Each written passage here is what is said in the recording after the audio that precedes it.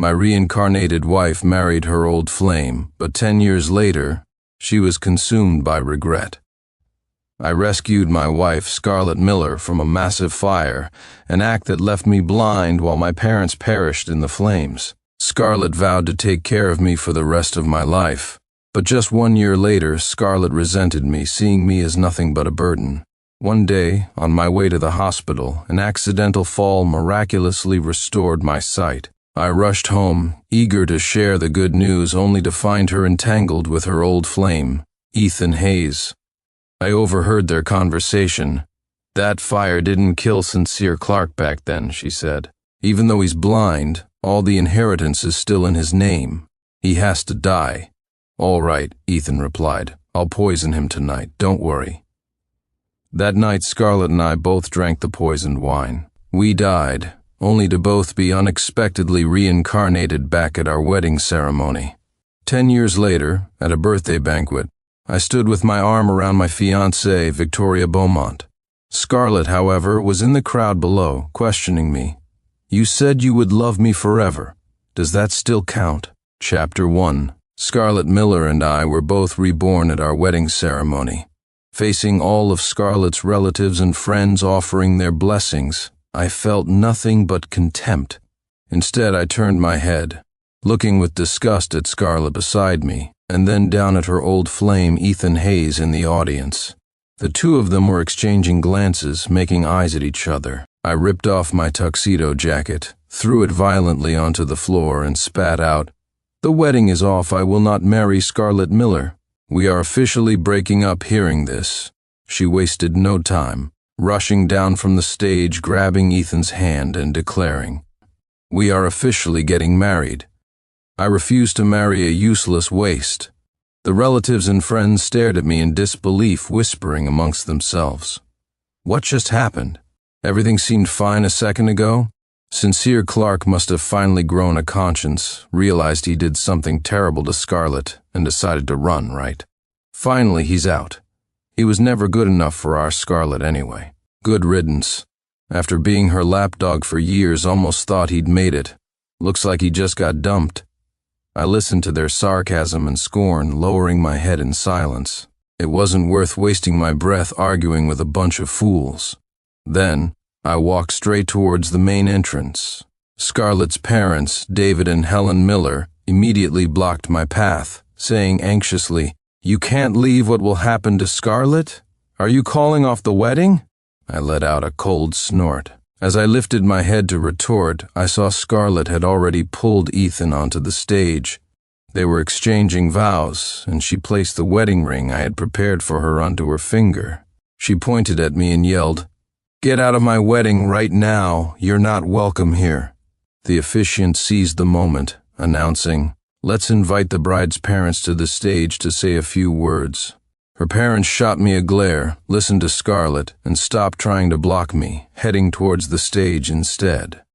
In my past life, after I went blind, their attitude towards me changed drastically. They often urged Scarlett to divorce me, constantly demeaning me, trying to convince me I was useless and didn't deserve to be with Scarlett. This life, I was granting their wish. I clenched my fists, gave a contemptuous smile, and answered her demand with the sound of my rapidly departing footsteps. The farce of this wedding was finally over. In what felt like moments, I was back in my long-missed home. In this life, my parents were alive and well, not consumed by fire. My eyes were not blind. I sighed, realizing how wonderful everything was. My eyes welled up. I knelt on the floor before my father, Arthur Clark, and said, "I agree to study abroad. I won't marry Scarlett Miller anymore." In my past life, I had rejected the life my parents planned for me, studying abroad, insisting on marrying Scarlett, leading to a huge argument before I left home. Later, when I brought Scarlett home to meet them, they treated me coldly, threatening to throw me out. I shamelessly stayed overnight, and that was when the raging fire broke out. In the panic, I risked my life to save Scarlett. When I tried to go back for my parents, my eyes were suddenly blinded by the accident, and so my parents died in the sea of flames. Scarlett held me, sobbing uncontrollably, vowing to care for me forever. In the days that followed, because of my blindness, I couldn't find work. We had to live off the inheritance my parents left behind.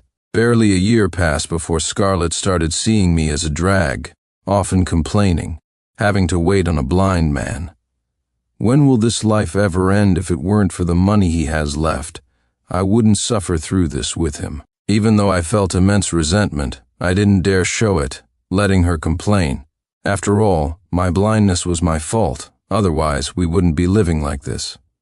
Then came the routine hospital visit, where I unexpectedly tripped and fell. When I woke up, my sight had miraculously returned. I rushed home, only to see through the window Scarlett entangled with her old flame, Ethan Hayes. "Did you miss me?" she asked. "Yes, I missed you." "I want you," he replied. "That fire didn't kill Sincere Clark back then," Scarlett continued. "Even though he's blind, it let him live an extra year. But all the inheritance is still in his name. He has to die." "All right," Ethan agreed. "I'll poison him tonight, don't worry." Listening to their conversation, images of my parents perishing in the fire flooded my mind. So it was them who set the fire. It was all their premeditated plan. I had been kept completely in the dark. Before, I often felt guilty towards Scarlett because of my blindness. Now, looking back, it was utterly ridiculous. That night, Scarlett invited Ethan over as a guest. Pretending to still be blind, I welcomed him warmly. While they were flirting in the kitchen, I swapped the poisoned wine Scarlett had prepared. After we drank, I immediately exposed their scheme, revealing the secret of my restored vision. Seeing their plan was foiled, they tried to overpower me. Shortly after, both Scarlett and I collapsed, dead from the poison, only to be reborn together back on our wedding day. This life, I will embrace a brand new beginning, and I will make you both pay the price. Chapter 2. A flicker of surprise crossed my father Arthur's eyes. He asked, puzzled, "Weren't you set on marrying Scarlett Miller? Weren't you giving up studying abroad?" I lowered my head. I was immature before. Only now do I realize I never actually loved her. I regret it.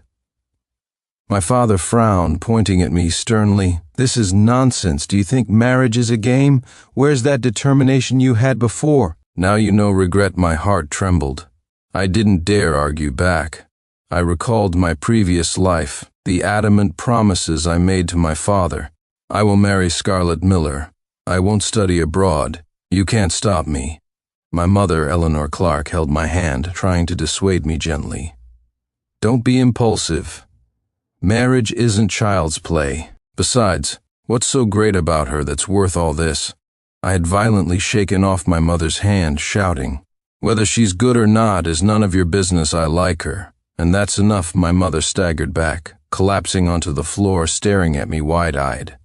My father was speechless with anger, then slapped me hard across the face. Slap instantly, a burning pain spread across my cheek. Furious, I stormed out of the house to find Scarlett and never looked back, never visited them again. On the wedding day, not a single one of my father's relatives or friends attended. I faced disapproval and disdain from others. This life, none of that would happen again. I regretted it. My mother quickly helped me up and said to my father, "The boy regrets it. He knows he was wrong. It's not too late for him to come back now. Since he wants to study abroad, let him go. Anyway, I never liked that girl from the start. Who knows how things would turn out in the future." Hearing this, my father didn't press the issue further. He stood up and left. Afterward, my parents arranged for me to study abroad. This departure lasted a full 10 years. Just before boarding the plane back home, my phone rang. It was my fiancée, Victoria Beaumont. I answered, and she said, "Honey, are you about to board the plane back?" "Yes, baby. I'll be waiting for you at the birthday party. Guess what birthday present I got for you?" I glanced down at the pearl necklace in my other hand, prepared for her. It was a birthday gift I had bought at auction for $10 million. During my 10 years abroad, through my own hard work, I had developed cutting-edge intelligent AI technology. Using this technology, I started a workshop, which later grew into a company, earning more and more money. I became a well-known tycoon overseas. Later, through friends, I met Victoria Beaumont and fell deeply in love with her.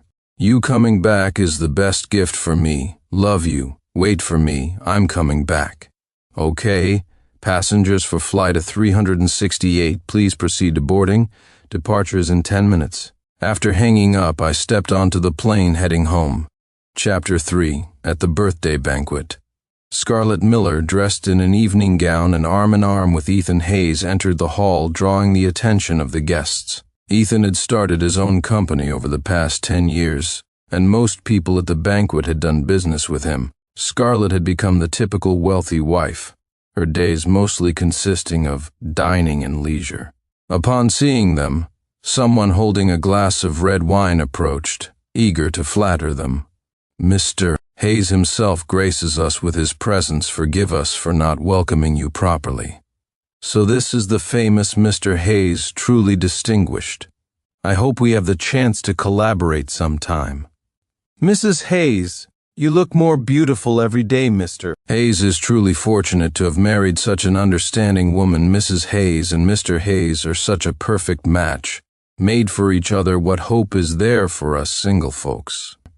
Hearing their words, Scarlett couldn't help but laugh, saying calmly, It's all thanks to my Ethan. I was just lucky enough to marry him.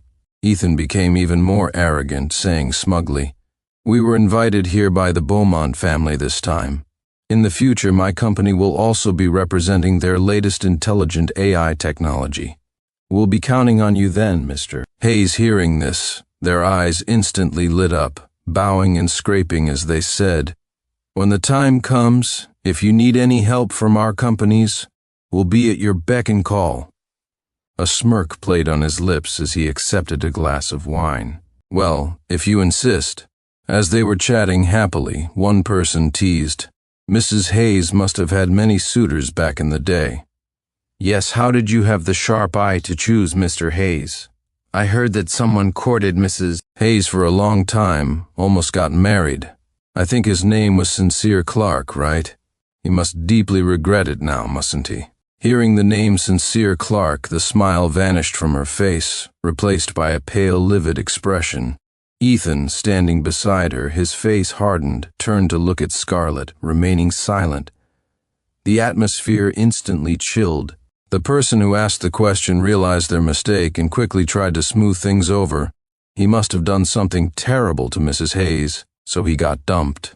After a few seconds of silence from Scarlett, the questioner stammered awkwardly, I might have said something wrong. Please don't take offense, Mrs. Hayes. A moment later she replied with some disgust, It doesn't matter.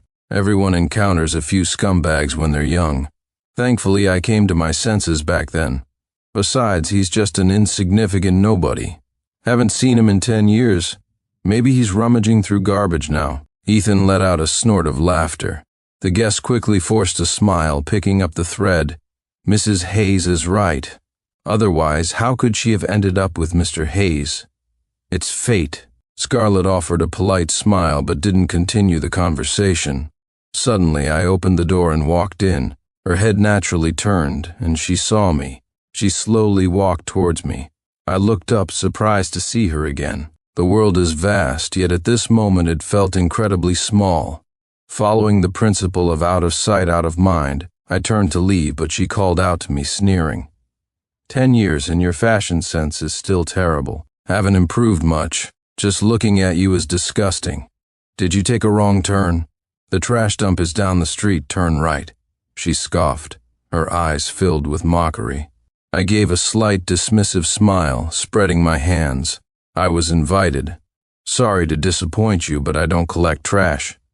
Ethan walked over, putting his arm around her waist, mocking me. You? Invited? Are you bluffing? She dumped you at the wedding back then and married me instead. I bet you really regret it now, huh? Too bad she's my wife now. You were just Scarlett's little lapdog. He was wrong. I didn't regret it one bit. Apparently, she hadn't told Ethan about her reincarnation. This time around, I hadn't continued being a lapdog. Chapter 4. Scarlett circled me, looking me up and down, continuing her mockery. 10 years and you haven't amounted to much, have you? I'm Mrs. Hayes now. Ethan runs a company. Everyone here knows him, most of them rely on us. Look at your shabby appearance, Ethan chimed in. How about I show some charity and toss you a couple of bucks? Unfortunately, I'd give it to a dog before I gave it to you. Stop dreaming. I received an invitation from the latest intelligent AI tech company this time. I'll soon become their corporate agent. And you? You're just a waste, he emphasized the last two words, syllable by syllable. I recalled my assistant handing me a file about a domestic company seeking agency rights. So, it was the company they started. Looks like the agent for the intelligent AI technology was about to change. They were celebrating far too early. Other guests gathered around, discussing amongst themselves. So that's Sincere Clark, the lapdog who pursued Mrs. Hayes back then? Mr. Hayes said it himself, must be true. He can't even compare to half of Mr. Hayes's looks, let alone be worthy of Mrs. Hayes.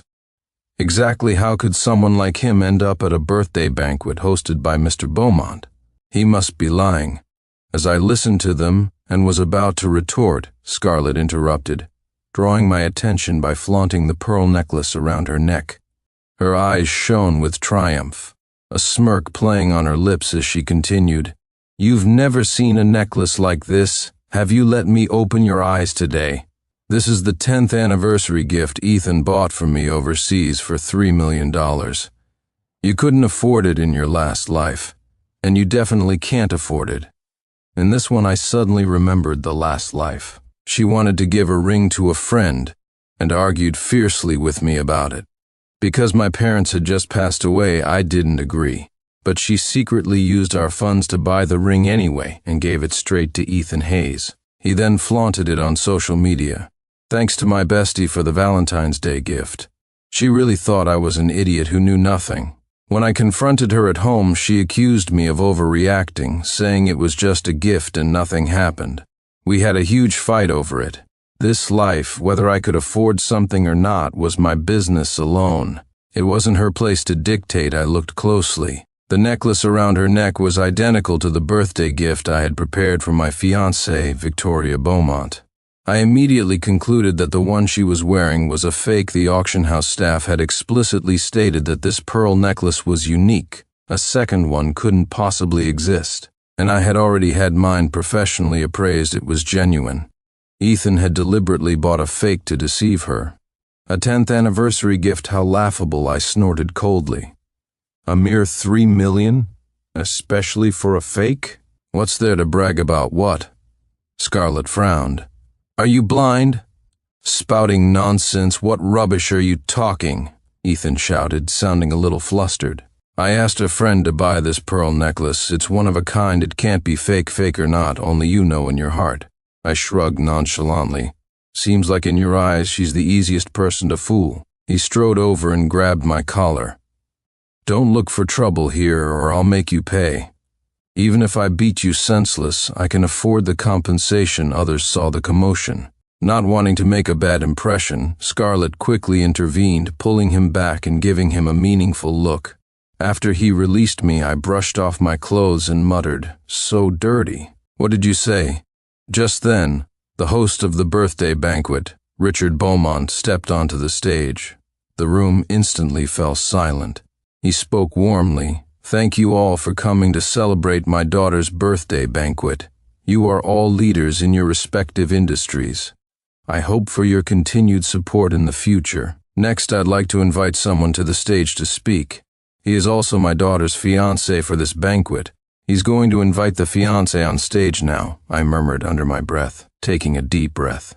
Ethan rolled his eyes dismissively. You think it's you? What are you getting excited about? The next second, Mr. Beaumont pointed directly at me and announced loudly, "Please welcome my daughter's fiancé, Sincere Clark, to the stage." Both of them stared at me in utter disbelief, their faces turning deathly pale. Chapter 5. I walked straight onto the stage, put my arm around my fiancée Victoria's waist and said, "Baby, I'm late." Not late at all," Victoria replied softly. From the stage, I saw the people who had mocked me earlier turn pale and lower their heads, especially Ethan Hayes, whose face was white as a sheet. I addressed the crowd. I'm fortunate to meet you all, and even more fortunate to have met the person I love most in my life. Let me introduce myself. I am the founder who developed the intelligent AI technology, and I will soon be Ms. Beaumont's husband." A stir went through the crowd below, murmurs erupting. The moment I saw him, I knew he wasn't just anybody. I wasn't wrong. Look how distinguished he is standing next to Ms. Beaumont. They're a match made in heaven. Only 4 words can describe it: talented man, beautiful woman. I heard he also founded a company overseas and came back just for Ms. Beaumont. Such deep affection. Listening to them, I glanced over at Scarlett. She was gritting her teeth, looking like she wanted to eat me alive. Additionally, after consideration, I've decided to change the partner company for this collaboration, I continued. Everyone will have a chance. Hearing this, the eyes of the people below lit up, causing quite a reaction. "On what grounds?" Ethan yelled from below, eyes wide in defiance. "It was already agreed upon." "You want to back out now? On what grounds?" "You know perfectly well in your heart," I retorted sharply. "Do you really want me to spell it out, Ethan Hayes?" Someone in the crowd grumbled discontentedly. "Mr. Hayes, you can't just think about yourself and not us. After all, having the chance to partner with Mr. Clark is an honor for us. Are you saying you don't intend to give up the opportunity?" Yeah, this is Mr. Clark's decision. The final say isn't in your hands. Do you still think you have a chance? Stop dreaming. Mr. Clark is already being generous by not holding what happened earlier against you." He was furious but didn't dare say more, simply accepting the reality helplessly. Scarlett stared at me intently from below. After finishing my speech, I took out the pearl necklace from the auction and said, "Baby, this is the birthday gift I got for you." Scarlett noticed the necklace was identical to the one she wore. She turned her head to look at Ethan beside her. Ethan guiltily averted his gaze, looking anywhere but at her. As I fastened the necklace around Victoria's neck, I said, "This is the birthday gift I bought for you at auction for $10 million. It's not a fake, don't worry. Besides, people who wear fakes don't deserve to wear the real thing. I love it so much, thank you, honey," she exclaimed, hugging me tightly with a beaming smile. Scarlett finally realized Ethan had deceived her. She immediately ripped off her necklace and threw it violently at him. Watching Victoria and me affectionately together, Scarlett, from below the stage, pointed at me and instinctively questioned, "You said you would love me forever. Does that still count?" As soon as she said this, the crowd instantly fell silent, all eyes turning towards me. Victoria also asked, puzzled, "Honey, who is this?" I replied softly, "Just someone insignificant. There's only one person I love. You forgot what we used to say?" She pressed on unwillingly. "You said you'd love me forever." Seeing she still wouldn't give up, I feigned ignorance. "Excuse me, miss, do I know you?" "I happen to be engaged." "You shouldn't just say things like that. You need to be responsible for your words. After all, my eyes aren't blind. I definitely wouldn't be interested in you. Instead of wasting your energy trying to win me over, maybe you should pay more attention to the man beside you. Besides, your husband is standing right there next to you after my barrage of questions and retorts," she stammered, unable to speak. Meanwhile, Ethan's expression had changed beside her. Truly a shameless creature. With that, he walked straight out of the banquet hall. I teased, "Your husband stormed off in a jealous fit. Aren't you going to chase after him?" Scarlett shot me a glare but didn't have time to argue, rushing out after him. Mr. Beaumont didn't say much more, simply announcing that the birthday banquet would continue. Much later, the banquet ended. Victoria and I set our wedding date for a week later. The new corporate agent contract was given to another company. The next evening, a friend I hadn't seen in years, Jack Davis, invited me to the KTV he owned to catch up. I readily accepted. His real intention was to get me to invest in the KTV. Out of consideration for our friendship, I didn't agree outright but played along. As we were chatting happily, I saw a familiar figure pass by not far from me. I rubbed my eyes, afraid I was mistaken. It was Ethan Hayes, arm around a beautiful woman, swaggering out of the KTV. Chapter 6. So I turned to Jack and asked if Ethan Hayes had been to the KTV before, if he was a regular customer. He initially refused, citing client privacy. In response, I agreed to his request for investment in the KTV. Hearing this, his eyes lit up. Excellent, I gave a humorless smile. So, about that client privacy? What privacy? Tomorrow, I'll print out a list of everyone and send it over to you, he said, puffing out his chest. I stated bluntly, just Ethan Hayes' information. Then I learned that Ethan was actually one of the investors in this KTV. He frequently spent time with various beautiful women there. In my past life, I had noticed Ethan often surrounded by different women and discovered he was juggling multiple relationships. I had warned Scarlett to stay away from him, that such a friend wasn't worth having. But Scarlett accused me of meddling, retorting defiantly, I know my own best friend. You don't understand him this life. I finally had leverage against him. On the way home, I saw Ethan's car parked near a hotel. He escorted the beautiful woman inside, solidifying my suspicions. A knowing smile spread across my face. It seemed the time for revenge had arrived. Early morning. Sitting in my new company office, my assistant handed me a file. I opened it to find it filled entirely with information about Ethan Hayes, a stack of paper thick enough to be substantial. After carefully reviewing it, I discovered his activities were far more extensive than I had imagined. Not only did he date various women outside his marriage, but he also kept mistresses, multiple ones, shockingly housed in different buildings within the same residential complex. He even had illegitimate children. I had to admit, Ethan Hayes hid his tracks very well, far more cautiously than in the previous life. Otherwise, this scandal would have blown up online long ago. This could be major news. I silently closed the file, gave my assistant an address, and instructed him to deliver all this information directly to Scarlett Miller, a big surprise for her.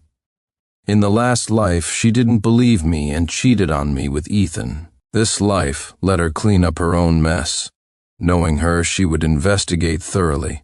Once she confirmed Ethan's betrayal, she would definitely cause a huge scene. Then I could just sit back and watch the show. A dog-eat-dog fight would surely be spectacular. Just as I expected 3 days later. Ethan Hayes dating beauty in hotel. Ethan Hayes keeping over a dozen mistresses in same complex. Scarlett Miller catches Ethan Hayes cheating, beats him up. Scarlett Miller confronts Ethan Hayes about illegitimate children. Headlines about Ethan Hayes and Scarlett Miller dominated the top trending spots online. This series of scandals severely impacted Ethan's company. Most of his business partners quickly abandoned ship. It must have dealt him a massive blow. There was even a video circulating of Scarlett violently attacking Ethan in a hotel. Curious, I clicked on it. In the video, Scarlett wielded her handbag, striking Ethan repeatedly, screaming furiously, "How could you do this to me? You actually cheated and kept mistresses. Who gave you the audacity? How much more have you been hiding from me? You stopped caring about me long ago, didn't you?" It was always about this homewrecker. Scarlett stared venomously at the mistress cowering behind him. The mistress trembled behind Ethan, terrified of getting hit. Ethan fought back, yelling, "Stop acting crazy, you old woman. If it weren't for me, would you have everything you have now? I never should have married you." Her eyes blazed with fury as she screamed at him, "I'm going to kill her right now." She tried to get around Ethan to grab the mistress. The mistress shrieked in terror behind him. Ethan, losing his patience, slapped Scarlett hard across the face. Her eyes widened in shock. She stumbled back a few steps. "You dared to hit me? Damn right I hit you. Is it wrong for me to want a son?" he yelled, pointing at Scarlett. "So what if I cheated? What are you going to do about it?" "Divorce." Her eyes narrowed, and she spat out the word through gritted teeth. "Fine by me, who's afraid of you," Ethan shouted back defiantly. "Have you forgotten who gave you all this?" Scarlett threw her handbag onto the floor. The video ended abruptly. Watching the scene, I burst out laughing from my chair. She completely deserved all of this. Suddenly, a message from Victoria popped up on my phone, asking me to come over for dinner. I happily obliged. After dinner, I recounted the amusing events of the day to her. Chapter 7. 2 days remained until the wedding. I decided to go to the bridal shop early to order the perfect wedding dress for Victoria, intending to surprise her. In the parking lot, Scarlett suddenly appeared out of nowhere, throwing her arms around me, murmuring, "You still love me, right?" I quickly pushed her away. "Are you crazy? Stay away from me." Her eyes welled up with tears as she grabbed my arm. "Sincere, I regret it. Please, forgive me. I shouldn't have married him back then. He's just a bastard, actually. I still love you." "Can you forgive me, please?" I scoffed. "That has nothing to do with me. I don't love you anymore. I'm getting married soon. Stop coming near me. We were both reborn. Forgive me one more time. I won't do anything stupid again," she sobbed. "You can't have forgotten me, right?" I violently shook off her hand, shouting, "Stop pestering me or don't blame me for getting rough." She slumped weakly to the ground, then scrambled to grab my leg, looking up pleadingly. Okay, I won't bother you anymore. Can you just lend me some money? Please?" That bastard, Ethan. He built his company over 10 years using my family's money, and in the end, I got nothing. After divorcing him, I was the one left with nothing. My parents are in the hospital now, and I can't afford the medical bills. Please, can you just help me out? Just consider it helping me one last time." She looked at me with pleading eyes, completely devoid of her previous arrogance. In the past life, she never begged anyone, especially not me. In her eyes, I was just an insignificant person. Even worse, she conspired with Ethan to set the fire that burned my parents alive, and she hid it from me for 2 whole years. This life, I wouldn't be lenient either, I snorted coldly. "You reap what you sow. Stop talking, I won't lend you anything, so give up that hope. Besides, have you forgotten why we both died before reincarnating? Ethan put poison in your wine glass too. You were deceived from the very beginning." Hearing my words, she seemed stunned, unable to process it for a long moment. I kicked her hand away, walked straight to my car, got in and drove off, leaving her sitting there alone on the ground, her eyes empty and vacant. Chapter 8. Wedding Day. I drove the lead car of the wedding procession towards Victoria's home. The moment had finally arrived. My heart pounded with uncontrollable excitement. Suddenly, the cars ahead stopped. One of the groomsmen got out and yelled, "Are you suicidal? Blocking cars with your body? Get out of the way, move it." "I need to see Mr. Clark," the man shouted back. "I need to see him." Confused, I got out of the car. When he saw me, he rushed straight over. "Mr. Clark, please save me. I really can't go on like this." I tilted my head, looking at the man before me dressed in ragged clothes. It was Ethan Hayes. If it weren't for his voice, I wouldn't have recognized him at all. He knelt before me, continuing, "I won't oppose you anymore. Please, show mercy. Let me off the hook. My company went bankrupt. I have nothing left. Don't send me to prison. Please help me, okay?" Faced with his pleas, I remained silent. Other onlookers gathered, pointing and whispering. "Is that Ethan Hayes from the trending news? The one who cheated and kept mistresses?" Yes, I heard he even mocked Sincere Clark at Ms. Beaumont's birthday party. How did he end up like this? It's actually quite pathetic. I heard his company went bankrupt and was seized by the police. He was involved in illegal business dealings privately. Looks like he's going to jail. What? Did he escape? He completely ignored the mockery and stares from others, his eyes fixed solely on me, awaiting my answer. My mind flashed with images of his smug arrogance from the past life, juxtaposed with his current state. I remembered his face as he poisoned me, ugly and repulsive. I answered coldly, "Impossible. This is all what you deserve. Don't expect me to help you. Prison is the best way for you to atone." Seeing his plea wasn't working, he dropped the act entirely, standing up and laughing maniacally like a madman. The next second, he lunged at me, holding a knife to my neck, his voice vicious. "Since you won't help me, we'll just die together. I don't care anymore. There's no way I'm going to prison if I die. I'm taking you with me." Others saw this and started to move forward to rescue me. He backed away step by step, yelling at them, Anyone comes closer, and he dies, the knife pressed closer to my neck. Hearing this, the others didn't dare make a rash move, afraid he'd hurt me in his agitated state. They tried to reason with him gently. However, Ethan didn't listen to a single word. I tried to placate him, echoing his words, "I'll help you. Let's talk this through calmly. You don't want to go to prison, right? I promise you." He sneered contemptuously. "Where's that arrogance from before? Weren't you refusing to help me? Too late. I've changed my mind now. You can't let me go to prison, and you also have to transfer your company to me, along with your latest intelligent AI technology." Faced with his shameless demands, I remained silent for a moment. He grew agitated again. "Speak up, or you die." "My knife doesn't show mercy." As the blade wavered, I reluctantly agreed. Immediately, he demanded, "Get someone to drive a car quickly. I need to leave here." Now one of the groomsmen came forward and opened a car door. Just as we were about to get into the car, someone darted around from behind the vehicle and struck Ethan hard on the head. Taking advantage of his distraction, I quickly broke free. The others swarmed forward and restrained him. Ethan's knife was kicked aside. He roared furiously, "Let me go, Sincere Clark. You tricked me. Let me go. If you have the guts, I'll kill you." As the sound of police sirens grew louder, he switched back to pleading with me. "I don't want to go to prison. Save me, Mr. Clark. Mr. Clark, I'm begging you." I remained silent, watching impassively as the police led him away into their car.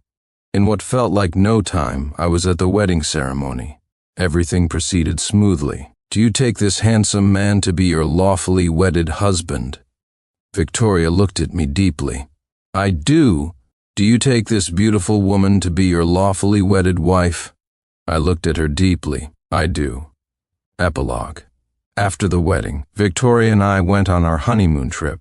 Reflecting on the experiences and feelings of my past life, I realized I was no longer the carefree young man I once was. Reborn, I finally understood the reasoning behind my parents' previous actions and advice. This moment, in this life, was a happiness I had never known before. These days of travel were the happiest, most relaxing days of my life. I never imagined I would reach this point, with the person I love most by my side, and my parents still healthy and safe. We were sunbathing together on the beach. But as I gazed at the ocean ahead, I still felt a little troubled. Thinking back to before the wedding, I couldn't understand why Ethan Hayes had sought me out, couldn't understand why he had begged me to let him off, couldn't understand why his company went bankrupt at the time. I hadn't uncovered any evidence of his illegal activities. Just as I was mulling over these details, Victoria turned to me and asked, "Honey, what are you thinking about?" I replied, "Nothing." She sat up, looking intently at me. "I guess you're wondering why Ethan Hayes ended up in prison, right?" I was suddenly startled. She had guessed, actually. "I did it all," she confessed calmly. "I investigated him, just helping you out along the way." "So, it was all her handiwork then. Everything made sense." I stared at her, speechless. She asked, "Are you mad at me?" I smiled. Hearing my words, she let out a deep breath, as if a heavy weight had finally lifted from her shoulders. Then she smiled brightly. "I have some more good news to tell you. I'm pregnant." She pointed to her belly. I jumped up excitedly, unable to resist spinning her around in my arms. So this was what happiness felt like. The end.